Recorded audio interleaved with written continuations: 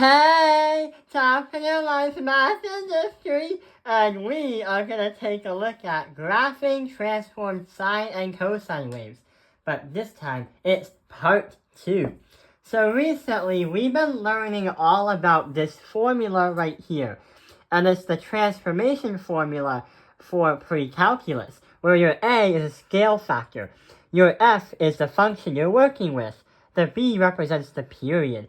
The C is what we're going to be learning about today, because last time we didn't include the C. And D is the easiest, because it literally moves the thing up and down.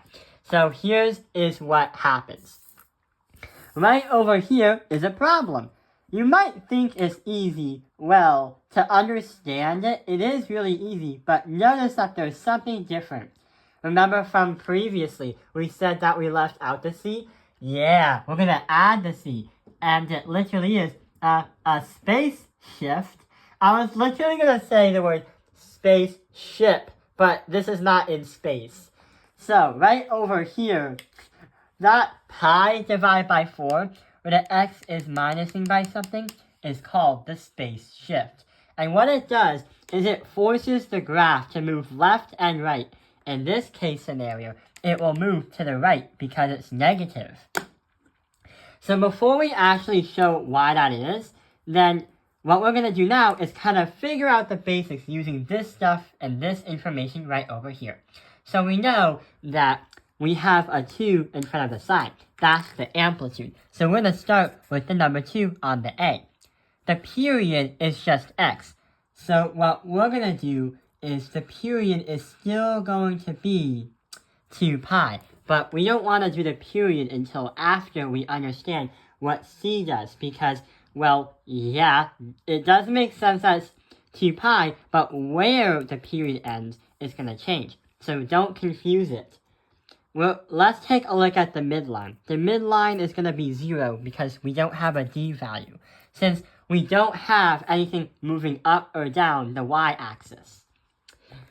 Same with, we have y plus 1 is going to be 0, which is basically the same thing with the m. And here is the pH, the phase shift. So now we have to really understand, what are we going to do with that pi divided by 4? How is that going to affect the graph? So, we have a pi divided by 4, so let's write that right over here. But we also have a 2 pi, which resembles, right over here, the period for a normal graph.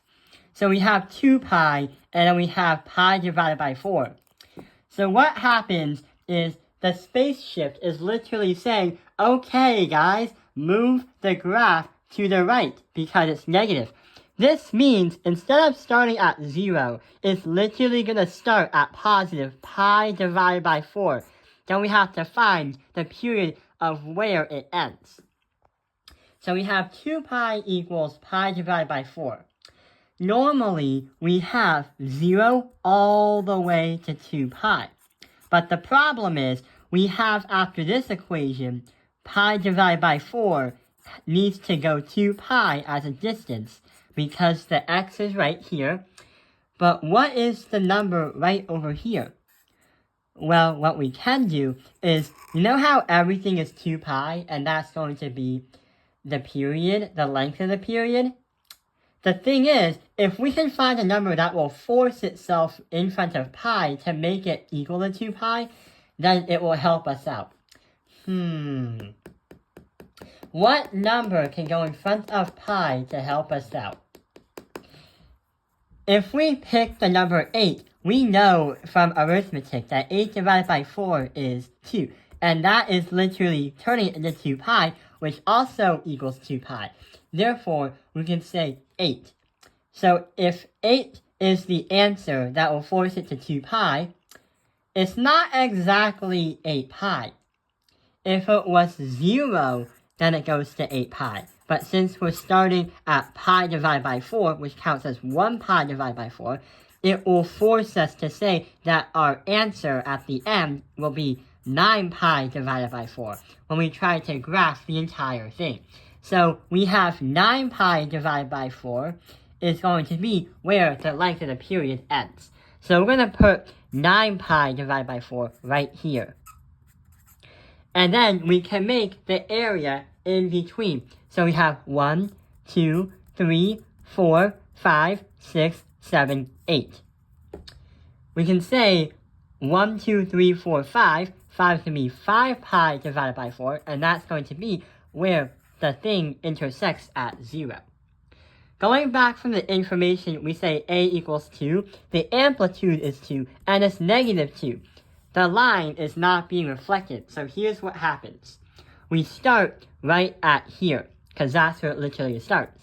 We go up, then go back down towards 5 pi divided by 4. Then we go back to the other side. I'm going to use a different color so you can actually see.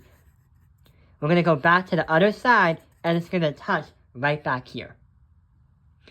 So we arrive at 9 pi divided by 4, but the entire thing is going to still stay at 2 pi, the length of that one rotation.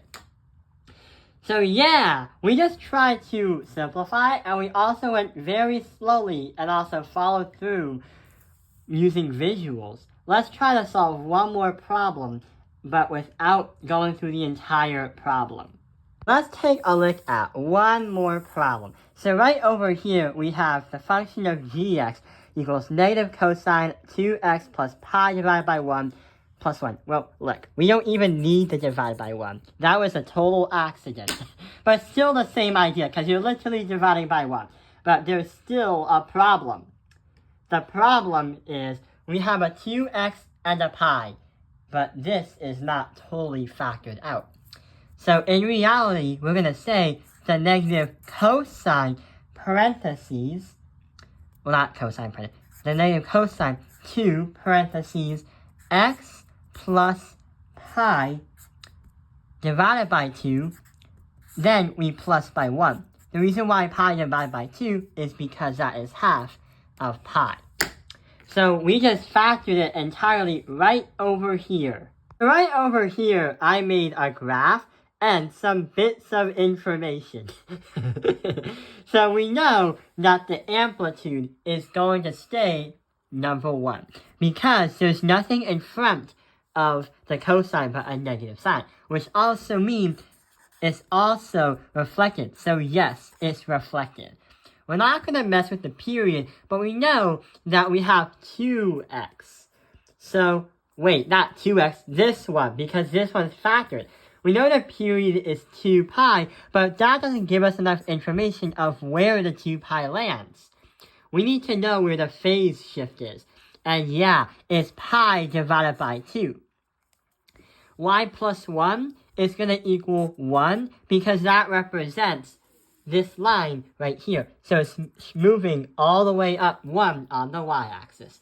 The amplitude is still going to be not 1, because if we moved up 1, then the 1 transforms into a 2, and the bottom transforms into a 0 on the graph.